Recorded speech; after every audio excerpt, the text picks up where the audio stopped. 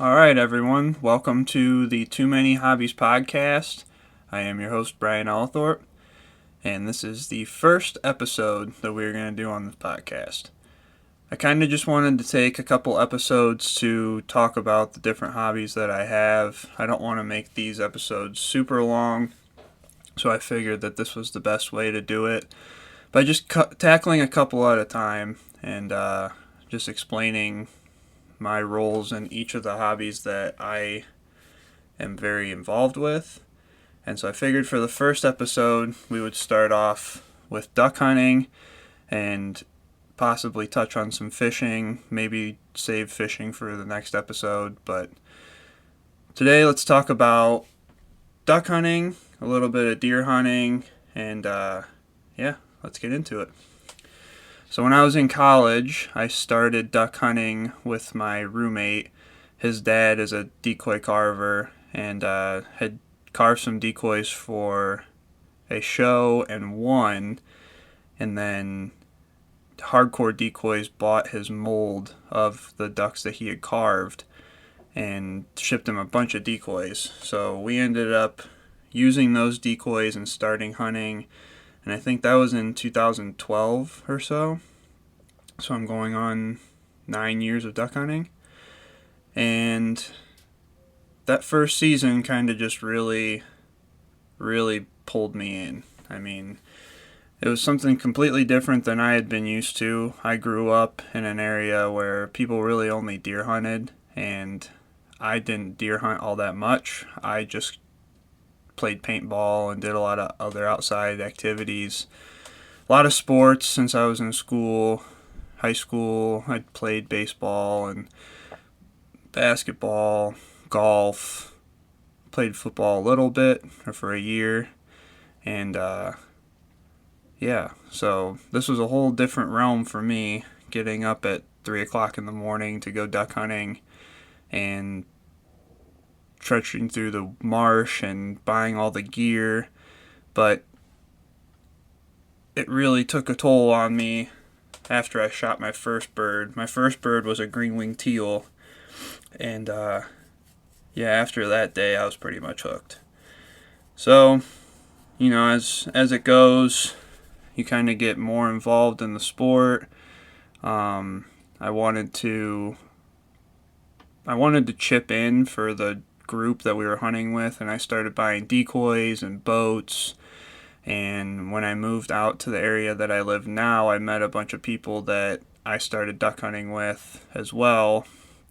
And they showed me a little bit more of the area and different types of hunting. I mean, I didn't really field hunt or diver hunt before this. I was just hunting in public marshes. And that opened my eyes to just the landscape that I live in. I mean, it's just a completely different world out here. I live on Lake Erie, and there's so many marshes. I mean, I live in a marsh. I live in a hunting marsh. The property boundaries touch the state land, and that's the main reason that I bought the house that I did, because it was in the marsh that I had hunted in college with my buddies. And I get wood ducks and divers and geese, things like that in the backyard. I get deer too, but if I have time to hunt, I'm duck hunting. I do take a couple weekends every year and deer hunt, but not as involved as I do when I'm duck hunting. So prior to buying the house and hunting out here during college, I only walked into the marshes. We had like a jet sled, and we were carrying decoys, and we were walking through, knee-high water. And after a while of that, it just kind of gets old. And since I moved out here and saw the gear that everybody else is using, I decided to buy a 14-foot Starcraft Deep V boat with a 9.9 on it. And that kind of escalated the entire duck hunting experience for me.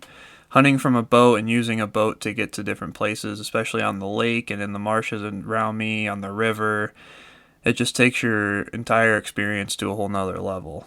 And so buying a boat, then buying your own decoys and using all of your own gear, it just kind of makes the experience more fun for me, I believe. I like the process and the night before of going out in the barn and loading up the boat, figuring out what decoys I'm going to need, and getting everything ready for the next day. I find that as part of the experience, and now that I own my own gear and I have my own boats, I just find the experience as a whole a lot more fun.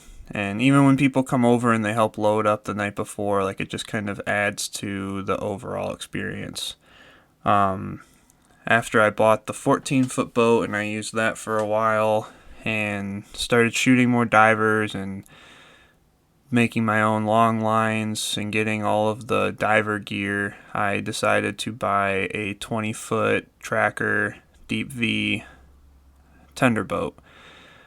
This boat is used for everything. I use it as a tender boat, but I use it as a bass fishing boat. I use it as a walleye fishing boat.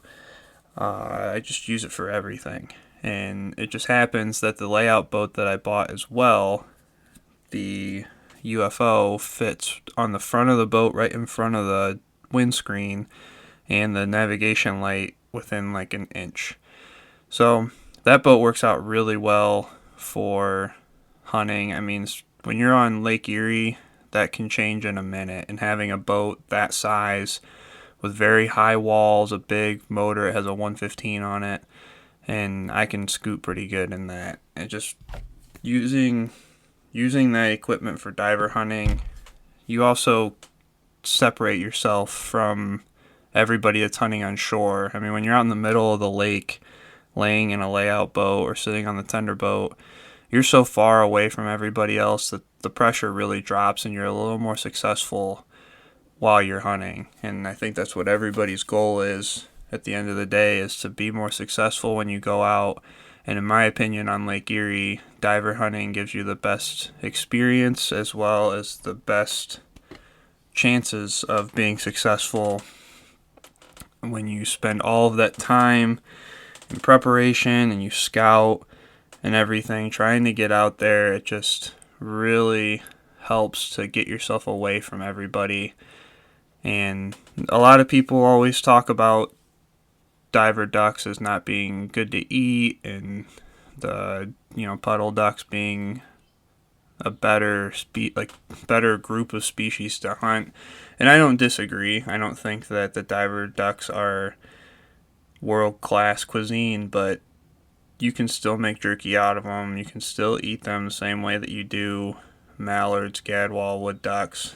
I mean, it's just all about how you prepare it. But I think that shooting diver ducks is much more complicated. I think that it's more these birds are moving so fast that you have to be a good shot. It's just a whole different experience than puddle duck hunting. And I'm lucky where I live that I get to experience both. I can shoot puddle ducks in the marshes, on the shoreline, on the rivers, and then I can go out on the shorelines. Even in the marshes we shoot diver ducks. And I mean, there's just so many different bodies of water near me that I'm able to hunt that it just really takes you in. It just keeps a hold of you as a hobby, and it just drains your bank account too. But we wouldn't do it if we didn't love it. So also, going into this next year, I have started training a lab. I have a full-bred black lab, English lab by the name of Boomer, and I have been training him since January. So he just turned a year last week, and he overall is ready to hunt. And it's just been such a crazy experience training that dog. I mean, it just gives you another aspect of hunting.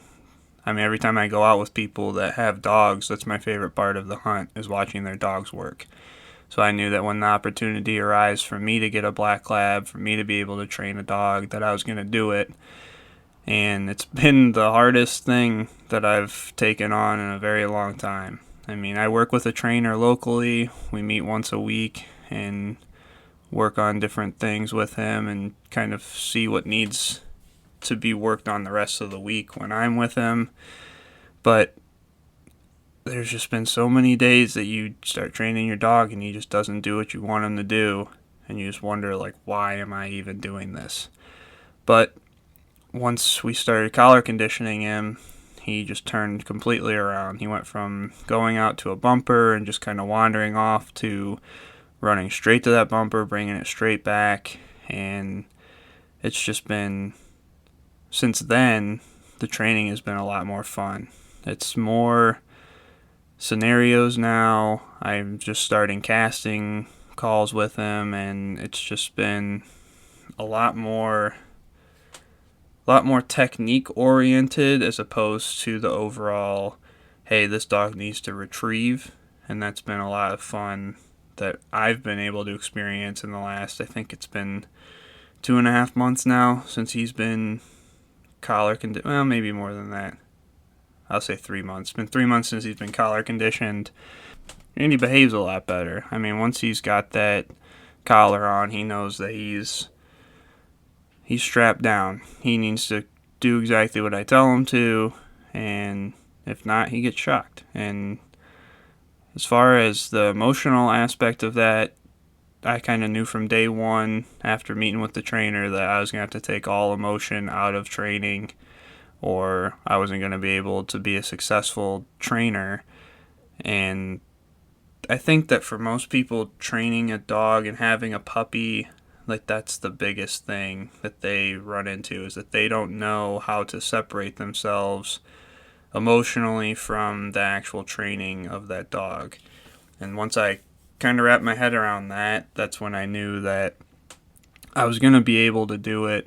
I mean, you have this dog when it's a little cute little puppy, and even then when they're 6 months old, they're not that big. And, you know, you got to kind of jerk them around, and you've got to make them heel and sit and stay, and it just months and months of, at least for me, going into my barn freezing cold and having to do all of that obedience work. It just, once you get through the obedience and you start the actual retrieving, that's when you know it's gotten fun. Once they start making those retrieves, it's all been worth it after you get to that point. And I think that's a hard thing for people to grasp, is how long it takes for you to get the obedience for that dog, and how much work and time and effort you have to put in to make sure that that dog does exactly what you want it to do.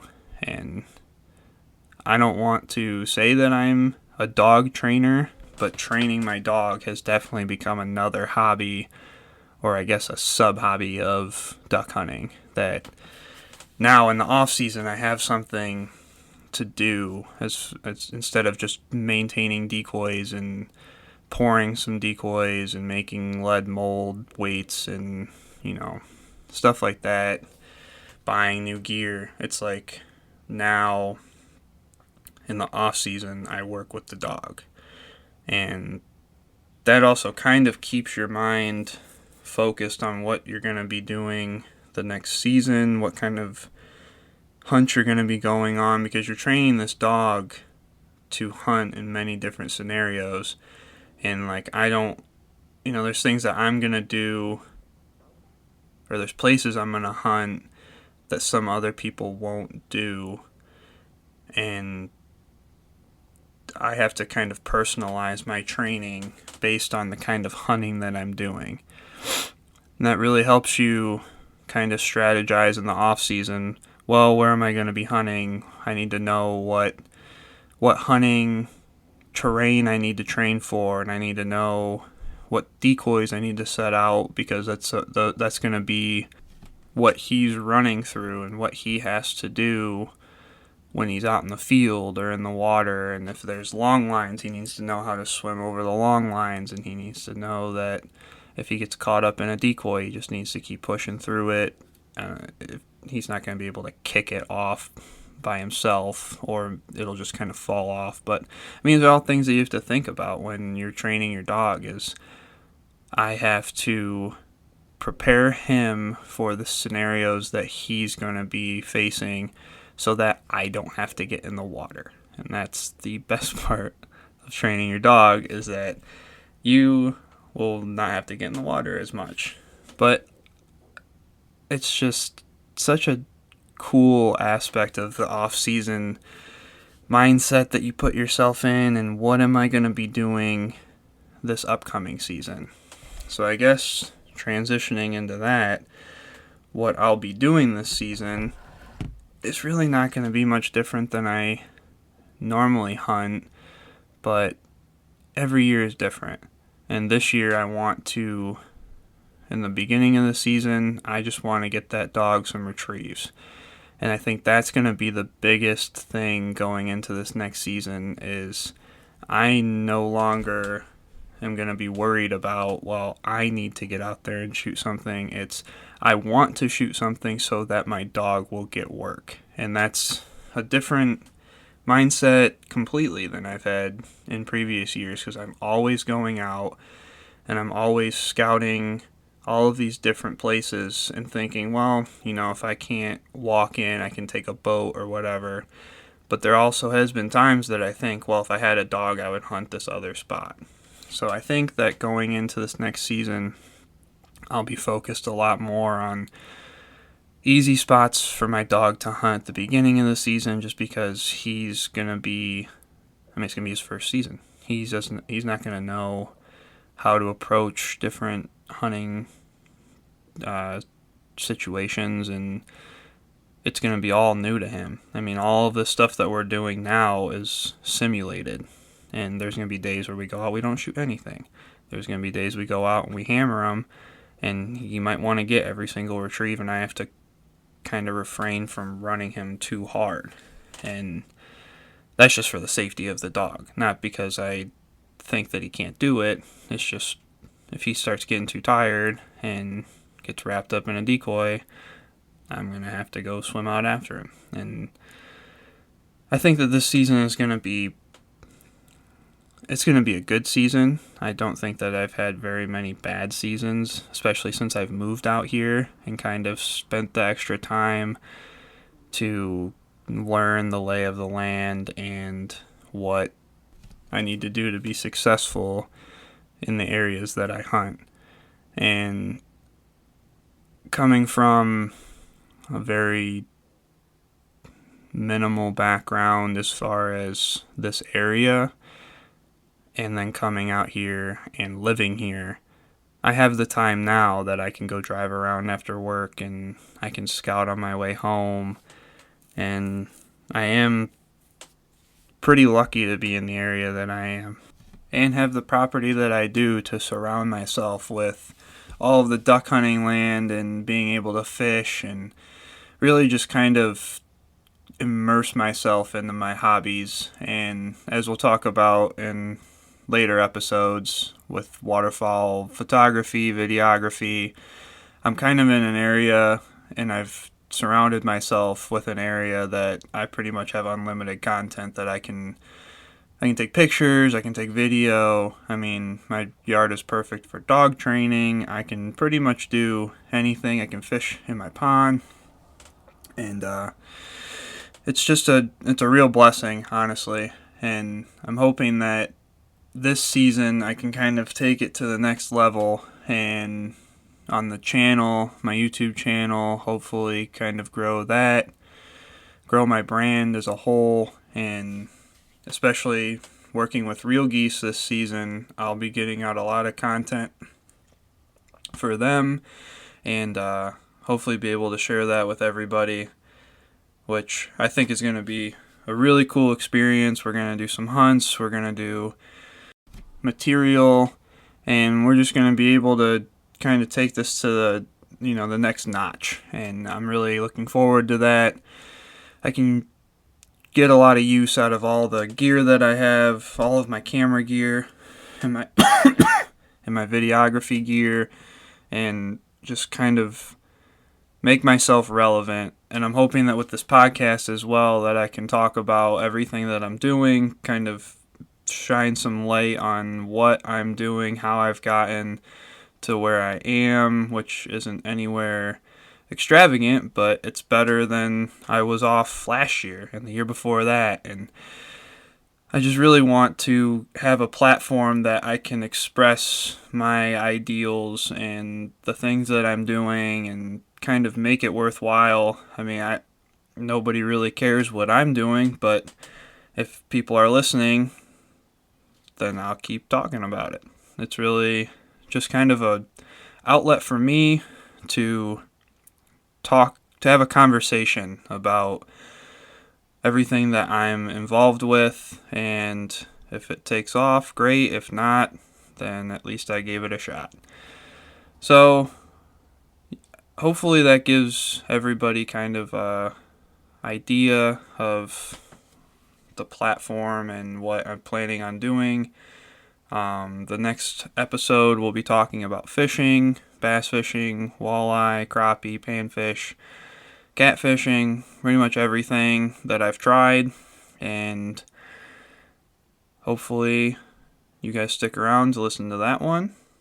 But I will be recording that soon, and I'll release kind of a bundle of all of these different hobby episodes, maybe 4 to start off, and then see where it goes from there.